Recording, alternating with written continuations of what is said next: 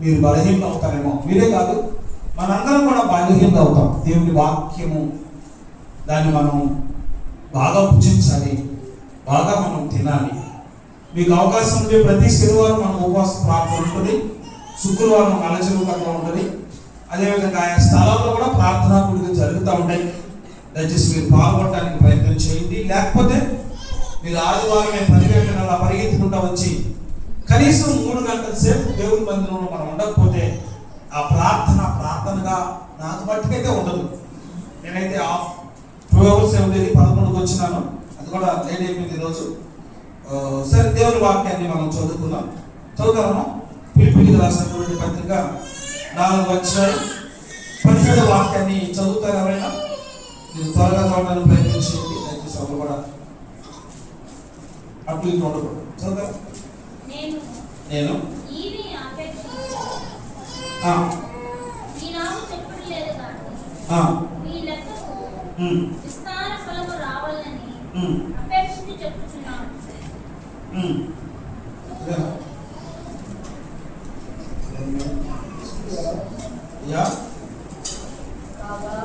కాగా అదేనా అన్ని కలిసినాయా?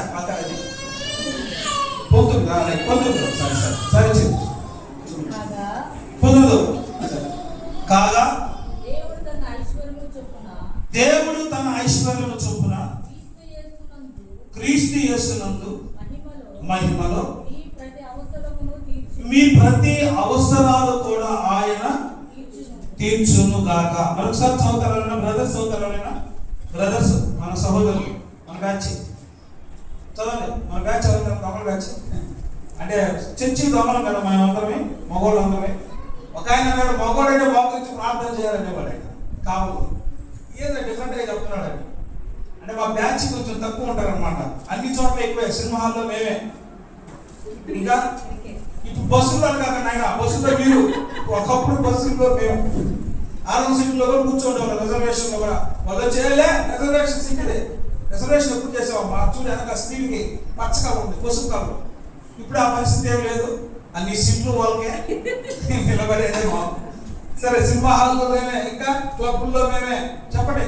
సార్ అంగట్లో క్రికెట్ బెట్టింగ్లు కాడ, తగ్గించుకునేది పోలీస్ స్టేషన్లో తగాదాలు కాడ మొత్తం చెప్పండి. ఎవరు చెప్పండి అయ్యా? మనమే చెప్పండి, మగవాళ్ళని చెప్పండి. మనం ఎక్కడ మనం తక్కువ? దేవుని మందిరంలో తక్కువ. కాబట్టి ఏం చేస్తాం? మైనారిటీ మనల్ని అట్లా మనం లాక్కు రావాల్సింది. చదవండి బ్రదర్ సార్, చదువు. కాగా దేవుడు తన ఐశ్వర్యము చొప్పున యేసుక్రీస్తు మహిమలో మీ ప్రతి అవసరములు తీర్చును. ప్రార్థన చేస్తున్నాం. మమ్మల్ని మిక్కిలిగా ప్రేమించినటువంటి మా ప్రియ పరలోకపు తండ్రి, మీ పాదములకు వందనాలు, స్తోత్రాలు చెల్లిస్తున్నాం. ఇదిగో తండ్రి, ఈ యొక్క మధ్యాహ్న కాల సమయంలో మీ వాక్యము ద్వారా మాతో మాట్లాడండి. మమ్మల్ని మీరు బలపరిచి ఆశీర్వదించి మీ కృపలో మమ్మల్ని వర్ధిల్లింపజేసి సహాయం చేయమని యేసు నామములో ప్రార్థించి వేడుకొనుచున్నాము తండ్రి. చెప్తామా? ఆమేన్, ఆమేన్. ఒకసారి మీ బైబిల్ చూపిస్తారా? వాక్యమును యాకోబుకు తెలియజేసి బైబిల్ మళ్ళీ రాదు. వాక్యమును యాకోబుకు తెలియజేసిన వారని. చాలా మంది బైబిల్ లేవా? దేవుని వాక్యంలో అపోస్తలుడైన పౌలు అంటాడు, క్రీస్తు యేసు యొక్క మహిమలో మీ ప్రతి అవసరాలు కూడా తీర్చబడును గాక. మన ప్రతి అవసరాలు తీర్చబడాలి. మనకి ఎన్నో అవసరాలు ఉన్నాయి, లేవా? ఎన్నో అవసరాలు ఉన్నాయి, ఎన్నో ఆటంకాలు ఉన్నాయి, ఎన్నో ఇబ్బందులు ఉన్నాయి, ఎన్నో ఇరుకులు ఉన్నాయి, ఎన్నో కష్టాలు నష్టాలు మన జీవితాల్లో ఉన్నాయి. అయితే దేవుడు అంటాడు, క్రీస్తు యేసు యొక్క మహిమలో మీ ప్రతి అవసరాలు తీర్చబడాలి. మనకి ఎన్నో అవసరాలు ఉన్నాయి. అవసరాలు అంటే ఏంటి? కనీస అవసరాలు ఉన్నాయి.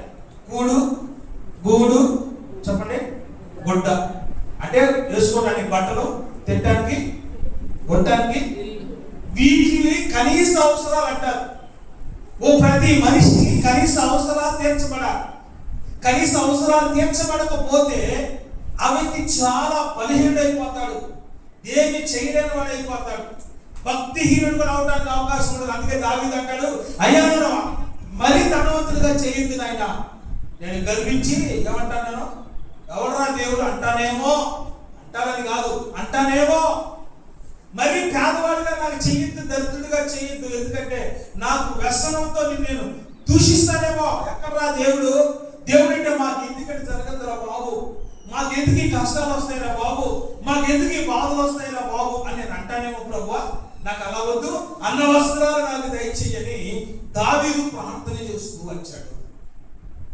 దేవుని వాక్యంలో మనం చూస్తే క్రీస్తు యేసు యొక్క మహిమలో మీ ప్రతి అవసరాలు తీర్చబడును గాక. దేవుడు తన ఐశ్వర్యం చొప్పున మనకి ఇస్తాడట. ఇప్పుడు మనకున్నటువంటి ఐశ్వర్యం ఏంటి? మా ఓడి ఏదైనా అడిగాడు అనుకోండి, నాన్న నాకు ఐస్ క్రీమ్ కావాలని అడిగాడు అనుకోండి, నేనేం చేస్తాను, ఆ బండి పోతా ఉంటే హలో ఐస్ క్రీమ్ అబ్బాయి ఆపు కొనుక్కొచ్చుకోపాలని ఒక 10 రూపాయలు 20 రూపాయలు ఇస్తా, నాకున్న సామర్థ్యం అని. ఒకవేళ మీకు కూడా ఉంటే అలాగే మీరు చేస్తారు. కాస్త డబ్బులున్న వ్యక్తి ఒకవేళ ఐస్ క్రీమ్ అడిగాడు అనుకోండి, వాళ్ళ కుమారుడు ఏమంటాడు, బండి ఎక్కించుకొని నేరుగా అల్లూరులో చెప్పండి ఏ షాప్ అది, మా ఐస్ క్రీమ్ షాప్ పేరే కదమ్మా, ఆ రాజా ఐస్ క్రీమ్ షాప్కి వెళ్ళి ఆ ఐస్ క్రీమ్ షాప్లో ఐస్ క్రీమ్ తీస్తారు. ఇంక కాస్త డబ్బులు ఉన్నాయంటున్నాం, కారు ఇంకా కొద్దిగా బంగ్లాలో ఉన్న వ్యక్తి ఎవరిని అడిగితే ఏం చేస్తాడు, కారు ఎక్కించుకొని నెల్లూరు తీసుకుపోయి చెప్పండి ఐస్ క్రీమ్ షాప్ పేరు చెప్పండి అమ్మా, బాబు ఐస్ క్రీమ్ లో ఐస్ క్రీమ్ ఇస్తారు. ఏంటి ఆయన సామర్థ్యం ఏంటి, బాబు ఐస్ క్రీమ్. ఈయన సామర్థ్యం ఏంటి, రాజా ఐస్ క్రీమ్. మన సామర్థ్యం ఏంటి, పాతున్నటువంటి బండి హలో ఐస్ క్రీమ్ ఆపు కొనుక్కో, మొత్తం 10 మంది కొనుక్కోండి, 100 రూపాయలు రా అని పంపిస్తాం. మన ఐశ్వర్యం ఎంత అంటే కొంచెం పరిమితి కలిగింది. బట్ దేవుని ఐశ్వర్యము చెప్పండి, దేవుని ఐశ్వర్యం అంటే ఆయన ఐశ్వర్యవంతుడు, కృపా సమృద్ధి కలిగిన వాడు, మహామహిమలో నివసించుచున్న దేవుడు ఆయన. ఆయనకి ఏ కొద్దుగా లేదు ప్రియ దేవుని బిడ్డలారా. ఆయన ఐశ్వర్యం చొప్పున మన అవసరాలు తీరుస్తాడంట. మనకు బోలెడు అవసరాలు ఉన్నాయి. ఒక మనిషి ఇంకో మనిషి యొక్క అవసరాలు తీర్చితే రేపుకి మళ్ళా కావాలి, ఎల్లుండికి మళ్ళా కావాలి. కానీ మన ప్రభువు గారు మనకు దయచేస్తే మన అవసరాలు సమృద్ధిగా తీర్చబడతాయి. చెప్పండి గట్టిగా హల్లెలూయా హల్లెలూయా. ఆకాశ పక్షులను చూడండి, అవి వీతము అవి కోయవు. ఆకాశ చెప్పండి పక్షులను చూడండి, అవి వీతము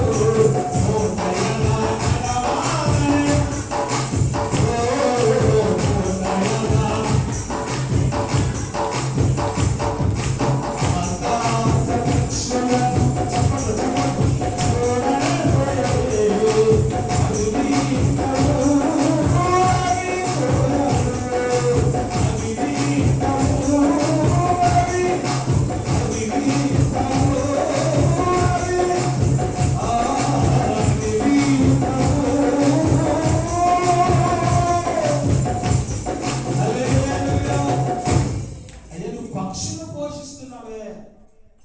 మేమేమో ఇక్కడ ఎట్ట గడవాలో మాకు భయంగా ఉంది. రేపు ఎట్ట చేయాలా, ఎల్లుండి ఎట్ట చేయాలో ఉన్నాయి. మనందరికీ బాధలు ఉన్నాయి, ఏమన్నట్లే.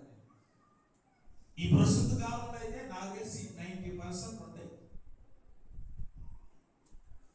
కానీ ప్రభు అంటాడు, క్రీస్తు యేసు యొక్క మహిమైశ్వర్యములో మీ ప్రతి అవసరాన్ని నేను తీరుస్తాను. మీరు వాగ్దానాన్ని గట్టిగా చేతి పట్టుకొని ఏం చేయాలా? ప్రార్థన చేయాలి. వాగ్దానాలు పట్టుకొని ప్రార్థించాలి. ప్రభువా, మా ప్రతి అవసరాలు తీరుస్తానన్నావు, మేమేమో ఇక్కడ చచ్చిపోతున్నాం, ఎట్ట గడుస్తాదో ఎట్ట గడవాలో అని. దేవుని వాక్యంలో మనం చూస్తే అసాధారణమైనటువంటి అవసరాలను కూడా దేవుడు తీరుస్తాడు. చూడండి, ఏ అవసరాలంట? Impossible, which is impossible to man, it is possible to God. ఏదైతే మనుషునికి అసాధ్యమో దేవునికి అది సాధ్యమే. ఆదికాండం 22వ అధ్యాయం 7-8 వాక్యాలు మనం చదవగలిగితే, వాక్యాన్ని మీ మనస్సులో ఉంచుకోవాలని నేను కోరుకుంటా ఉన్నాను.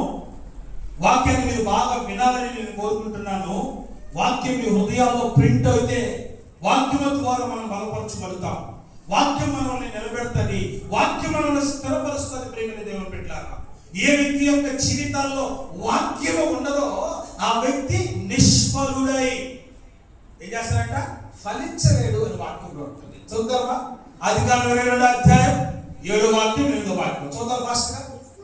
ఇస్సాకు తన తండ్రి అయిన అబ్రహాముతో అదే నా తండ్రి అని పిలిచాడు. అందుకు అబ్రహాము ఏమి నా కుమారుడా అనెను. అప్పుడు అతడు, అయ్యా నాన్న, నిప్పులున్నాయి, కట్టులున్నాయి, అవి ఉన్నాయి, కానీ దహన బలికి గొర్రె పిల్ల ఎక్కడా? వినండి ప్రియదేవ బిడ్డలారా, అసాధారణమైనటువంటి అవసరం ఇది. అబ్రహాము చేతిలో, ఇస్సాకు చేతిలో కట్లున్నాయి, నుప్పుంది, కానీ అసలైనది, సిసలైనది, అవసరమైంది ఏంటంట? దహన బలికి అవసరమైంది ఏంటంట? గొర్రె పిల్ల. మాకు 10th క్లాస్లో ఒక సామెత లేదు, గుండ్రాయి దాచి పెడితే వివాహ పెళ్లి ఆగుద్దా అని. తెలుగులో మీరంతా శాస్త్రం అనుకుంటా బహుశా. గుండ్రాయి దాచితే పెళ్లి ఆగిపోద్దా అని. పెళ్లికి కావాల్సింది ఏంటి? అదో చెప్పండి, పెళ్లికి కావాల్సింది ఏంటి? అయ్యా, పెళ్లి కొడుకు, ఇది ఈ రెండే. అంతేనా? ఇంకేమైనా కావాలా? సాంబార్ కావాలా? ఏం అవసరం? మెయిన్ కావాల్సింది పెళ్లి కొడుకు, పెళ్లి కూతురుంటే చాలా పెళ్లి అయిపోద్ది. వాడు ఎవడో పోయి గుండ్రాయి రాసి పెట్టేసాడంట, ఎట్టా అవుతా పెళ్లి చూద్దామని. ఇప్పుడు దహన బలి కావాల్సింది ఏంటి? నిప్పు కాదు, కట్టెలు కాదు, ముందేం కావాలా? గొర్రె పిల్ల కావాలి. అసలు గొర్రె పిల్ల లేదు, అసలు లేదు, ఇక్కడ అసలు లేదు. కానీ ఇలా అసాధారణమైన అవసరము అబ్రహాము జీవితంలో ఉంది. తన కుమారుడైనటువంటి ఇస్సాకును బలించాల్సినటువంటి పరిస్థితి ఏర్పడింది. ఇస్సాకు అడుగుతాడు, నా తండ్రి అయిన అబ్రహామా అని భావించాడండి. తండ్రిని నాన్న ఎలా పిలవాలి? నా తండ్రి అయినా. అసలు బైబుల్ వచ్చే బుక్ ఆఫ్ లవింగ్ బుక్. అసలు ఎలా పిలుస్తున్నాడండి? నా తండ్రి అయిన అబ్రహామా. ఆయన ఏమన్నాడు? నా కుమారుడా. కుమారుడు అడుగుతున్నాడు, నాన్న ఈ దహన బలికి గొర్రె పిల్ల ఎక్కడ నాన్న?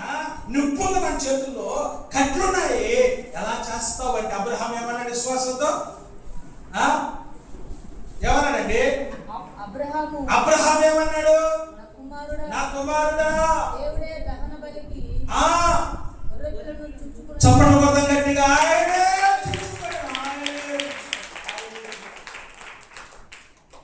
ఈ మధ్య ఒక చిన్న సాక్ష్యం అన్న రాత్రి.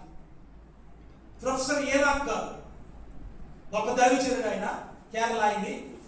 ఈ వైజాగ్లో ఉన్నటువంటి ఆంధ్ర యూనివర్సిటీలో ఆయన లెక్చరర్గా, ప్రొఫెసర్గా పనిచేస్తున్న రోజులవి. ఆయన ఉద్యోగం ఉండగానే 10వ తేదీగా ఆయన డబ్బులు అయిపోతాయి.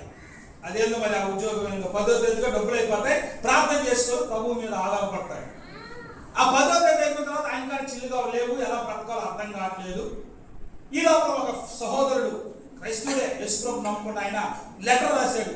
ఏనా కాదు, నేను మీ దగ్గరకు వస్తున్నాను, కొన్ని రోజులు మీతో ఉండాలని. ఈ బంధువులు అని ఎలాంటి వాళ్ళే, మన కాడ ఏమీ లేనప్పుడు ఫోన్ చేసి మేము వస్తామంటుంటారు. మనమే వెళ్ళిపోదాం అనుకుంటున్నప్పుడు వాళ్ళు ఫోన్ చేస్తారు. ఇస్సాకారు ఏం చేయలేక వచ్చి ఆయన ఆపలేడుగా, రావద్దంటే ఒప్పుకోడుగా, వస్తాడుగా. ఆ మధ్య నేను చూసినప్పుడు మా సోదరుడు దానియాల ఇంట్లో తాకున్నప్పుడు బంధువులు వస్తూ ఉండేవాళ్ళు, వండుతూ ఉండేవాళ్ళు, తినేవాళ్ళు తింటూ ఉండేవాళ్ళు, పోయేవాళ్ళు పోతా ఉండేవాళ్ళు. అర్థం కదా, ఎట్లా చేసేవాళ్ళు నాకు అర్థం అయ్యేది కాదు. నాకు తెలిసి వాళ్ళ ఇంటికి వచ్చిన 2 మంది చుట్టాలు దాన్ని అడిగారు. దాన్ని ఎవరంటే ఈయన మా అమ్మగారు సార్, మా బంధువులు సార్. ఓకే, ఈ వీళ్ళు మా తాతకి బంధువులు అవుతారు సార్. ఏ ఊరు? ఇటు ఒక ఊరు, ఇది కావలి సైడ్, మళ్ళీ ఇటు పక్క మొదలకూరు, ఇంకా సోమశిల, డ్యాము, సముద్రం, బంగాళాఖాతం మొత్తం బంధువులు వచ్చేవాళ్ళు. ఎట్లా చేస్తారు యాదవెట్టారు? మనకే లేని పరిస్థితుల్లో ఇస్సాకారు ఈ యొక్క దైవజనుడైనటువంటి ఎవరైనా ఈనాక్, ప్రొఫెసర్ ఈనాక్ ఆయన ఫోన్ మీద లెటర్ రాశాడు. వచ్చేవాళ్ళు ఏం చేయలేరు రాని అనుకోని గమ్ముకుంటాడు. ఈ లోపల ఆయన ఇంట్లో ఉంటే ఓ దైవజనుడు ఎవరో ఒక ఆయన లింగి కట్టుకొని పోతా, బైబిల్ పెట్టుకొని పోతా, మీ ఇంటికి వచ్చి నేను ప్రార్థన చేస్తాను నుంచోడు. పాస్టర్ గారు వస్తే ప్రార్థన చేస్తే ఖాళీ చేతులతో పంపిస్తే ఎక్కడుంటది? కడుపు మండిపోతుంది. ఎవరికి? ఆ ఇంట్లో వాళ్ళకి. జనరల్గా విశ్వాసులు ఏమనుకుంటారంటే, మా పాస్టర్ గారు మా దగ్గరకు వచ్చారు, ఆయన ఖాళీ చేతులతో, నేను మా పాస్టర్ గారు నా దగ్గరకు వచ్చినప్పుడు నాకు ఆ డబ్బులు లేదు కాదు, రూపాయి ఇట్టేది. రూపాయి మా అమ్మ కొనుక్కో, రాయి రూపాయి కొనుక్కో, నాకు రూపాయి, మా అన్నకు 5 రూపాయలు అట్ట. మా బ్యాచ్ లేదన్నమాట. అన్నకు రూపాయి అయితే నాకు 1 రూపాయి, మా అన్నకు 1 రూపాయి అయితే నాకు పావలా. సరే, ఇట్లా రేంజ్. నా జేబులో రూపాయి ఉండేది. ఎప్పుడో కాదు, నేను డిగ్రీ ఫైనల్ ఉన్నప్పుడు, సెకండ్ ఇయర్లో ఉన్నప్పుడు పాస్టర్ గారు సైకిల్ వేసుకొస్తే నేను ఇవ్వలేక ఈ రూపాయి తీసి ఆయన చేతుల్లో పెట్టేవాడు. ఏదో ఇవ్వాలి కదా దైవజనుడు గారు. ఆయన పాపం ప్రార్థన చేసుకుని అది కూడా తీసుకొని పోయేవాడు. పాపం ఆయన ఫీల్ అయ్యేవాడు కాదు. జనరల్గా ఎలా ఉంటుందంటే, దైవజనుడు వచ్చాడు కాబట్టి ఏదో కొంత ఇవ్వాలా అనుకుంటుంది. ఆయన కానీ ఏమీ లేవు. ఆ దైవజనుడు లింగి కట్టుకోవచ్చు, ప్రార్థన చేసుకున్నాడు. ఆయన పోయేటప్పుడు ఏం చేశాడు తెలుసా? ఆ దైవజనుడు ఈ ప్రొఫెసర్ జేబులో 10 రూపాయలు పెట్టిపోయాడండి.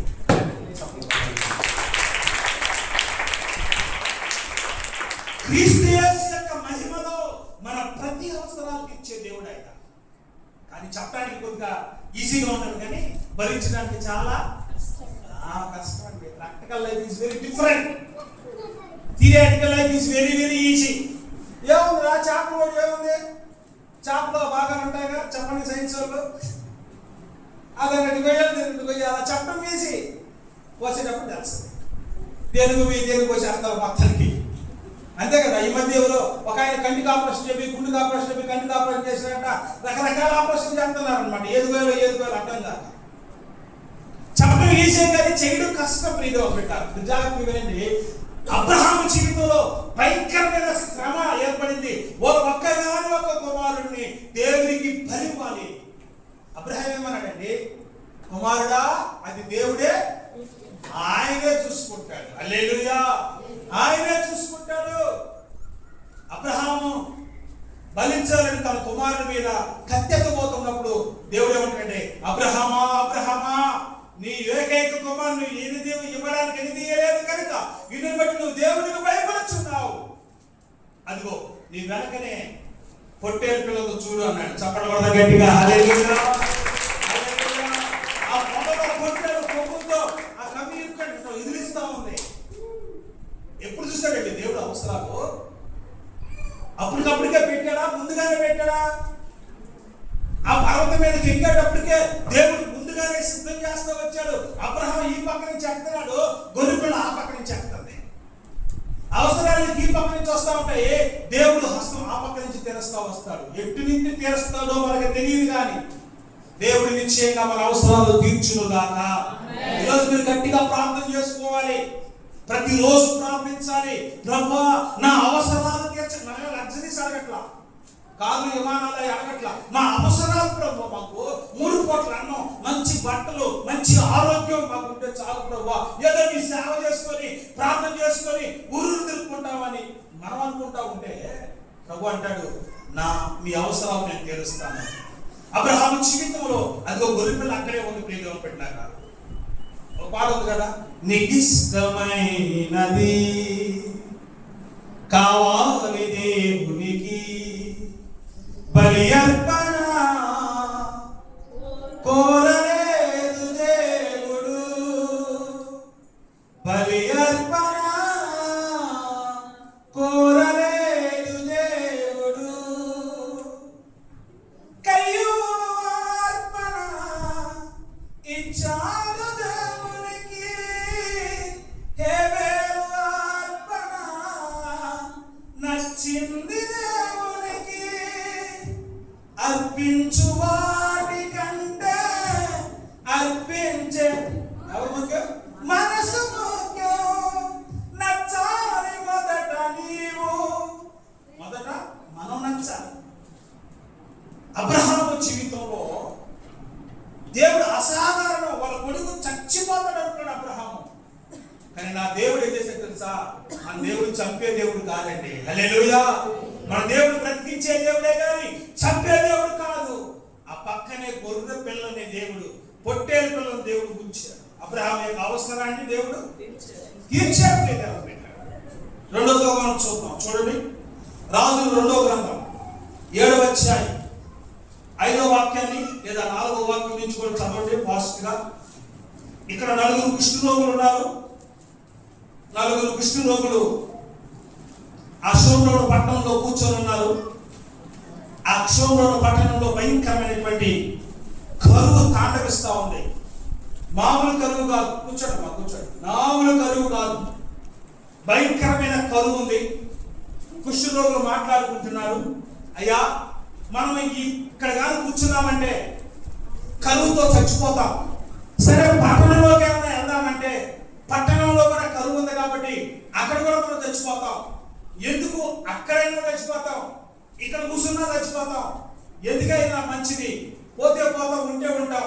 స్త్రీని యుద్ధదండులోకి మనం వెళ్దాం, యుద్ధం చేస్తే చేద్దాం, బ్రతికితే బ్రతుకుదాం, చస్తే చద్దాం అని తీర్మానం చేసుకున్నారు వాళ్ళు. చదవడమా రాజు 2వ గ్రంథం 7వ అధ్యాయం 5వ వాక్యం. ఎంతసేపు చెప్తున్నారు? నేను ఎంతసేపు నుంచి చెప్తా ఉంటే సంధి చీకటి యందు సిరియనులు దండు పేటలోనికి పోవాలని లేచి సిరియనుల యొక్క దండు వెలుపలి భాగమునకు రాగా అచ్చట అమ్మా ఎవరునూ కనబడలేదు.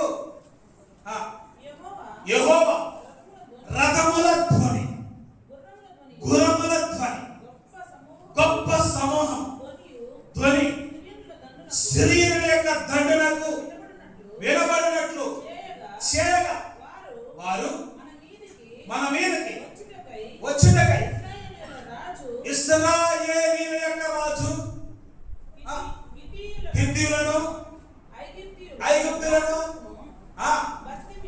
బతిమించి ఉన్నారని సిరియనులు ఒకరితో ఒకరు చెప్పుకొని లేచి తమ గుడారములోనైనను గుర్రములనైనను గాజలైనను దండుపేటలో ఉన్న వాటన్నిటిని ఏమియు